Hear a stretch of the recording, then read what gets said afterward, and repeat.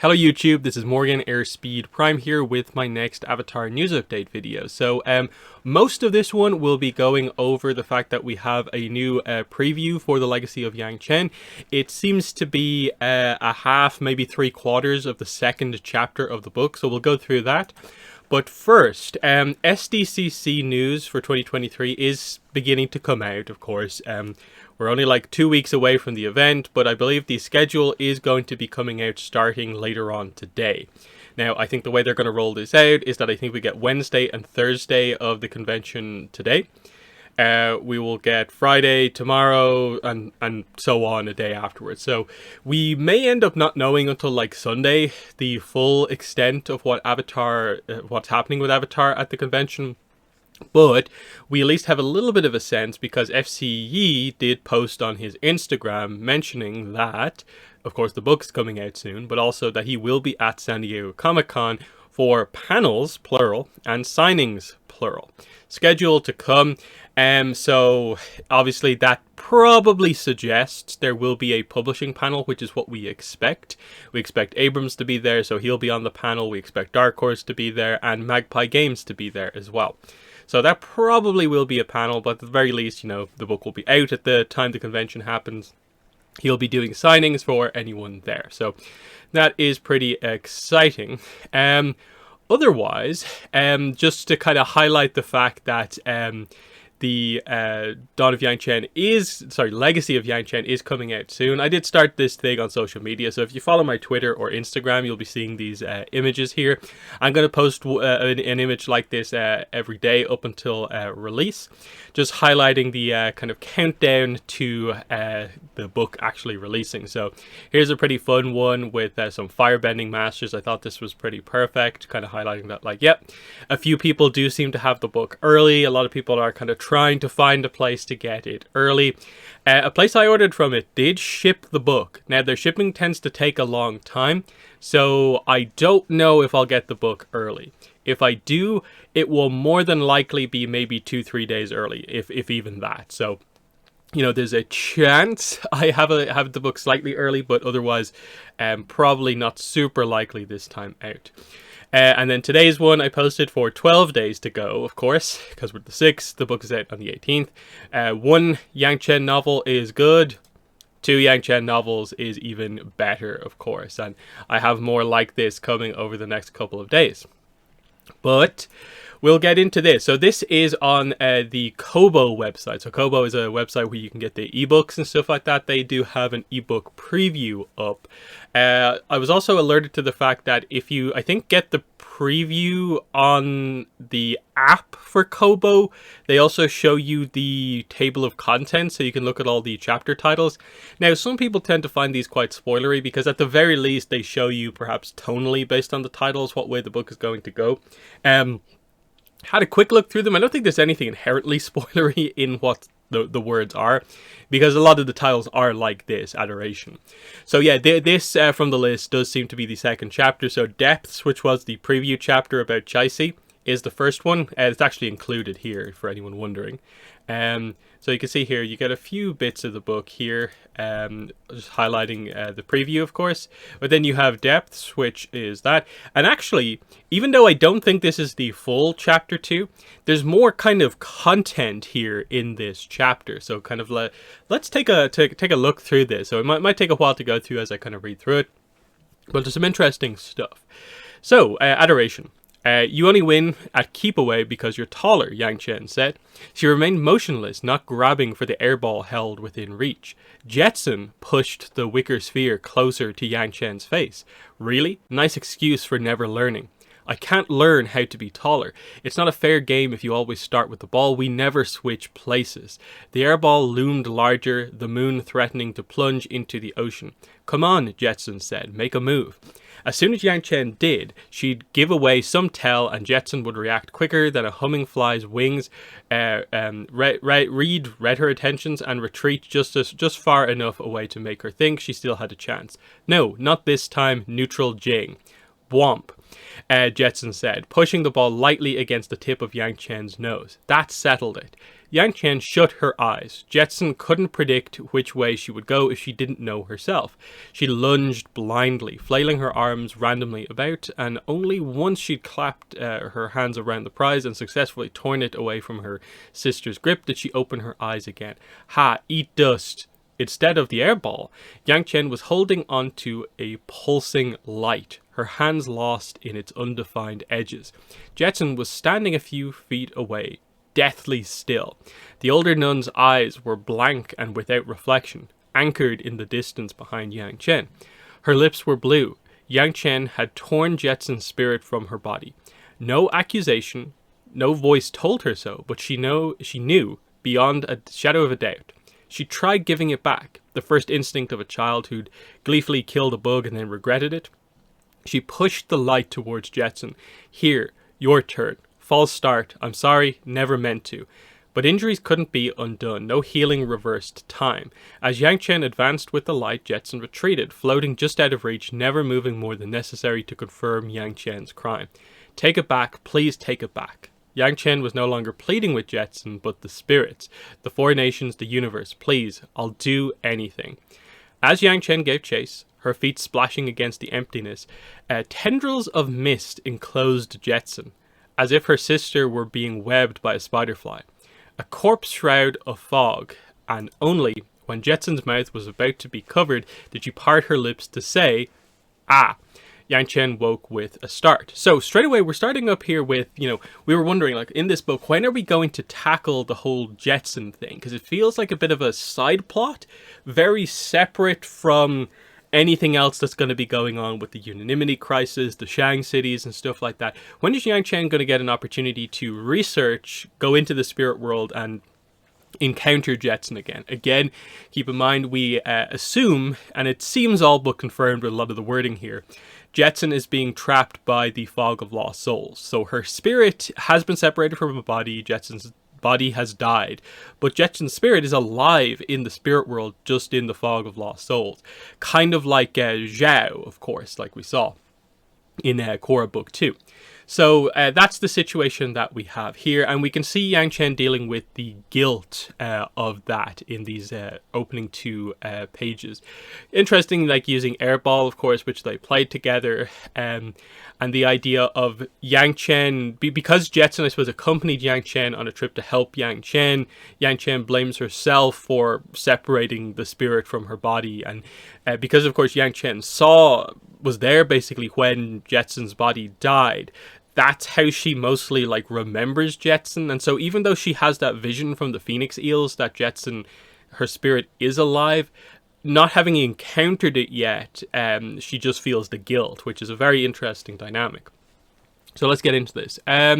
So her head snapping up from the desk, a paper came with her. Drool had glued the document to her cheek. She swiped at her face, briefly thinking she was under attack, the victim of some kind of screening maneuver, until she regained her bearings. The cold was the first sign, the cramped, drafty wood paneling the next. She was in a tiny room on the upper floor of the Bin-Er gathering hall that she'd commandeered for an office. Yangchen rubbed her eyes. This place was going to become her tomb. Jetson. There, but not there. Of all the lives that could have haunted Yangchen in her sleep, it had to be her own. Jetson's presence must have been a dream, not a memory, because in it they were about the same age. I'm on the verge of catching up, Yangchen thought.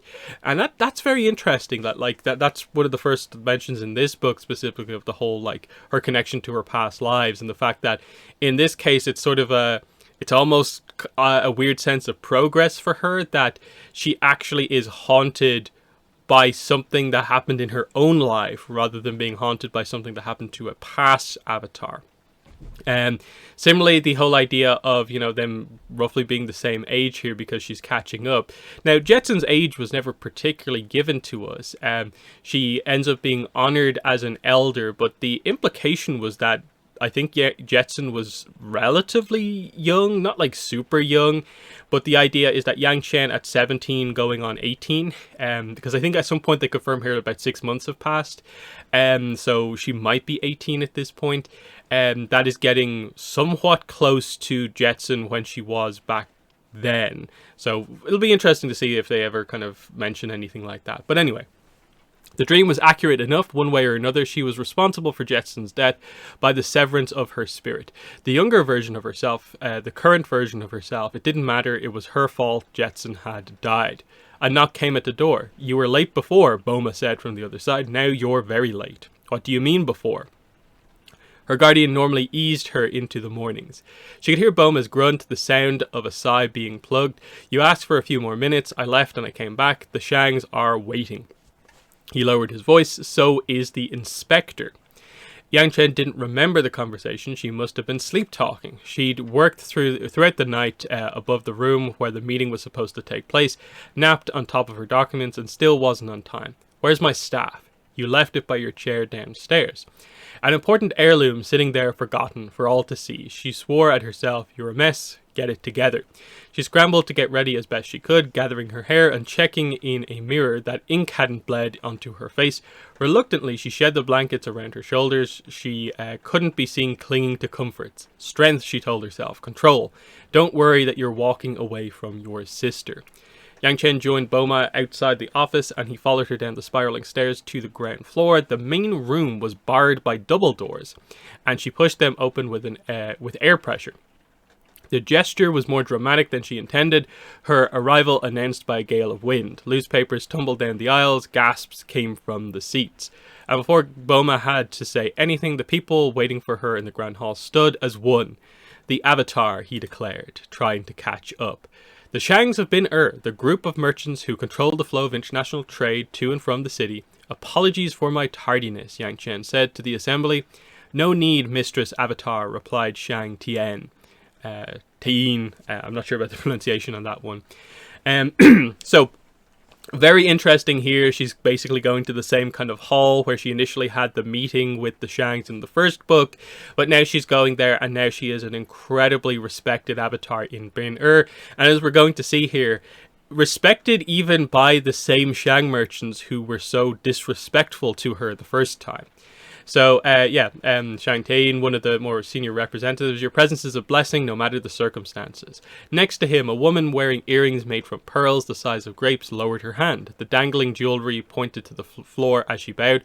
"We're ready. We're excited to discuss the next phase of your proposal," said Nohai, who'd once made sport of mocking Yangchen when she thought she could get away with it. So she was the one who, of course, mocked Yangchen about, like, "You're here with, business people, what's an air nomad doing here? Shouldn't you be dealing with spiritual stuff?" As if she didn't believe it actually existed.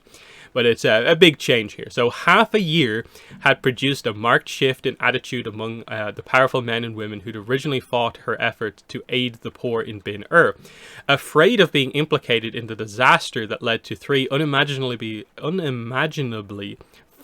powerful firebenders causing havoc over the city. They'd seen the wisdom in partnering with Yangchen. If they failed to dance in tune together, the merchants would lose their heads for treason against the Earth King, and Yangchen would become one of the greatest failures in Avatar history, a history she could remember in excruciating detail. "Shall we begin?" Nohai asked. Her gaze darted to Yangchen's empty seat on top of the central dais, and then to a man behind it at the recorder's desk, slightly off to the side. He was a heavily bundled official from Ba Sing Se, whose brush moved faster than a master musician's fingers. As he glanced up from his pad of papers and made eye contact with Nohai, her lips twitched in fear. "For the sake of the spirits, don't look at him like that," Yangchen thought. "You're acting suspicious already."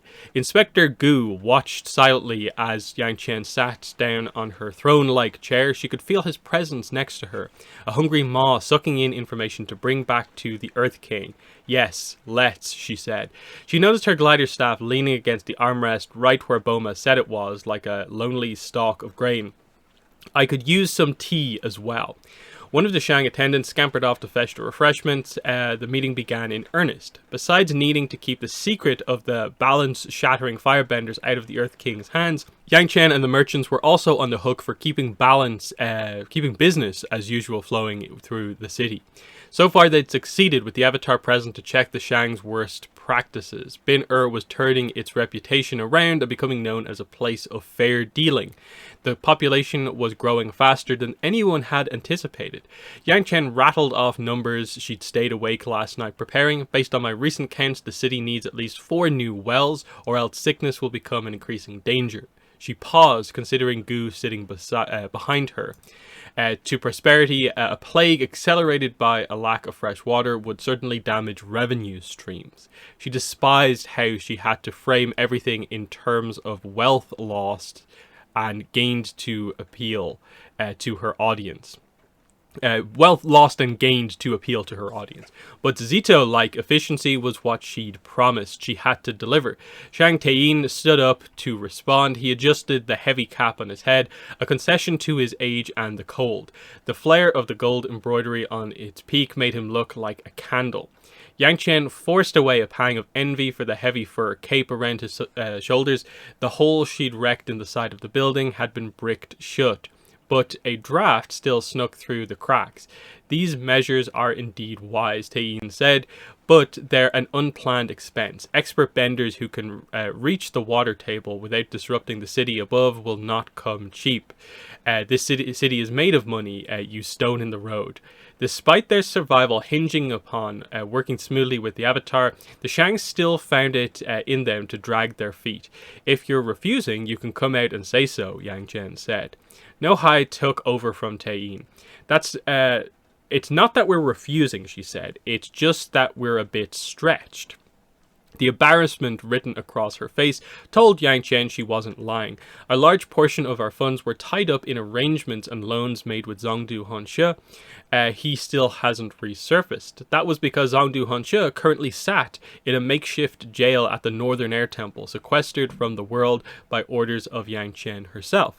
If Honshe were free to roam, he'd sell the secrets of the firebenders to the highest bidder the first chance he got. Honshe was the center of a web of promises, Nohai went on. In his absence, the strands have collapsed. Our outstanding dues to Taku, Port Tugak and Jondari are quite substantial. We genuinely don't have the cash on hand to afford another project. Yangchen pinched her nose shut so she wouldn't burst out laughing.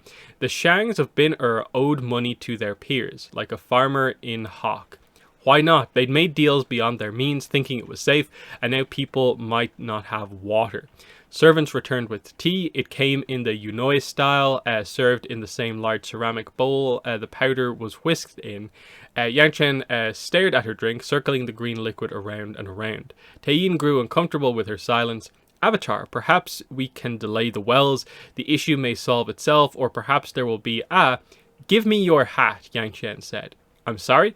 She looked up from her bowl. I said give me your hat. Inspector Gu's brush stopped moving. A remarkable occurrence. Teyin glanced over his shoulder for another version of himself that she might have been addressing. Are you cold, Avatar? We could light a brazier. The Shangs behind him didn't dare make a sound. They kept their mouths shut out of confusion and fear. Master Teyin, Yangchen said, making sure she could be heard throughout the whole hall. Come up here. Take off your hat and give it to me. Do it, or I will bring mutual ruin upon us all. The silent declaration at the end of every sentence these days. Was the young Avatar mad enough to upset the delicate performance they'd crafted over an item so trivial to prove a point? The chance couldn't be risked. Teyin pulled off his hat and shuffled forward, slowly, as if stuck in a greeting queue. I meant no disrespect by covering my head in your presence. Shh! Yangchen took the hat from him and put it in her lap before he could wring it between his bony hands and ruin the shape. Not done yet. She turned to Nohai. Mistress, remove your earrings, give them to me now. Nohai's hands went to the sides of her head. She snagged herself in her haste and winced. Once the jewelry was free, she brought it to the dais. On impulse, Yangchen drained her tea in one gulp and held out her bowl. still damp with dregs. Nohai hesitated before dropping the pearls into the vessel. They made a hollow chatter against the glazed surface, the sound of a gambler's dice. Yangchen rolled the pearls around, the twin spheres chasing each other like the koi of the northern spirit oasis. In some ways, she was sitting for a portrait right now. Inspector Gu, and therefore the Earth King, and therefore the four nations, were watching. So far the message was clear. You would have us sell our possessions to cover the cost of the wells, Teyin said. You're blackmailing us further. I am. Yangchen could leave it there. Exerting her power without another word, she told herself behind drawn curtains and in empty rooms that she hated resorting to such measures. But how much could she claim to despise the rules of the game if she kept sitting down to play? She jostled the pearls. They looked like the contents of a begging bowl, used to collect alms for survival, a useful poetic device. Wealth, she said, starting off slowly. Assets, baggage, burdens, sentiments, expectations. We cling to weights, afraid of being free. Yangchen shook the tea bowl the way one of her brothers or sisters might do in the streets of a town they'd never visited before, where they didn't have a local friend to rely on and a volunteer host was not forthcoming. A few Shangs hesitatingly chuckled. It is always tempting to stand back and assume matters will sort themselves out, Yangchen said. But I tell you now, there is no one left to wait for. It is we who must act. An unprompted bout of selflessness from the Shangs, in the magnitude she needed to pay for the wells, could tip off Gu that a suspicious deal was in motion. She needed to create a story that would cover her tracks and fit the image of a leader who appeals solely to her people's better nature. Yangchen reached over and took her staff that had waited patiently by the chair. Airbenders either crafted their own gliders or received them as gifts from treasured friends. Jetson had made this one for her. Yangchen had complained about it being too big and unwieldy at first, but she'd grown into the length perfectly, as if her sister had been able to see her future. She tossed the staff before her feet, and that's where the preview actually ends. So, the implication there seems to be that Yangchen is going to participate in this as well and give away one of the, I suppose, few things that is actually like one of her possessions, which would be her airbender staff here to gather funds for Bin here and the wells that they actually need. Now, maybe there's a deeper part of this that might, this might be something that the inspector is like, no, you don't need to do that. And so this immediately gets reported back to the Earth King that like, oh, with just a little bit more money, they can do what they need to do in Bin and kind of keep it safe. But it's definitely continuing on from the first book, the general sense that Yangchen is doing the things that she needs to do to make progress happen, that she is still unhappy with just waiting and seeing what happens. She criticized the idea of hoping that things just work themselves out. No, something needs to be done, something needs to happen here. And it's also a tense situation here because, of course, they can't mention anything about unanimity. Similarly, they can't mention the kind of truth about how Bin has achieved this level of success, which is actually that they're continuing to allow in more ships that go against the sort of like treaty about trade. That is why because of the Platinum Affair, they're not mentioning that, of course. So there's a few things they have to keep from the Earth King and the Inspector, so that's kind of interesting. But it's very much, this is just the second chapter. Like we have to get back into the book. This was always going to be the case. Like Yangchen's success in Bin but has this had any impact on the other Shang cities? And when do things kick off? Because obviously we're waiting for the assassination attempt to end up happening, but that seems like it happens a little bit later on into the book. But otherwise, interesting preview there. It was nice to get a little bit more, especially like a Yangchen centric chapter here to start us off and like show us kind of where we're at. I'm wondering if maybe after this, like the next chapter maybe jumps us in with what Kavik is up to, and then we kind of go from there. Because obviously we're waiting to see what happens at the Northern Air Temple and what happens there. And even just like the constant mentions of Jetson in this chapter is like, I like that that's being brought up here so that this thing that was only present like towards the start and little bits towards the end of the first book.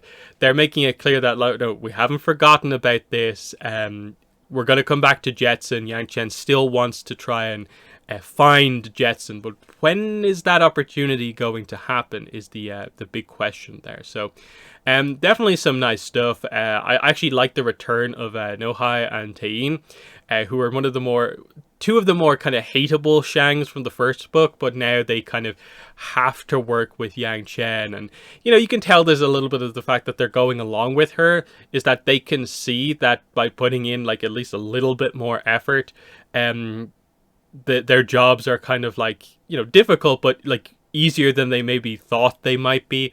But they're still not like amazing leaders, but just assisting Yangchen. You can tell that they notice the change that her ideas are actually having here. So speaks to the idea that Yangchen has the right ideas. It's just that a lot of the leaders in this era just do not want to listen to her at all. But yeah, that is the video. That is the news. So in the comments, let me know what your thoughts are. Just 12 days to Legacy of Yangchen, and we have another bit of a preview for the book here. So what are your thoughts on this? What are your expectations for Comic-Con here? Do you think this means we're going to get some substantial stuff? Will there be a publishing panel? Again, I'll do a video when we actually get the schedule covering what the panels are and my thoughts on what I expect to actually happen. Because I think no one's really talking about it as if it potentially could happen, but there is absolutely the possibility that some sort of Avatar Studios news comes out. It would just, I think, be a little bit more out of the blue than other years. But, they need to start talking eventually, so why not do something is, I think, the idea here. So it's going to be interesting because, like, we need to find out, like, is Braving the Elements going to have a panel? That could be kind of telling. Because I think we know there's a few Avatar voice actors there, the Iroh voice actors there, Dante Basco's there, but is that enough for a panel? I'm not sure. Well, we have to wait and see. But let me know your thoughts on all this stuff. But that has been the video. Thanks for watching, and bye.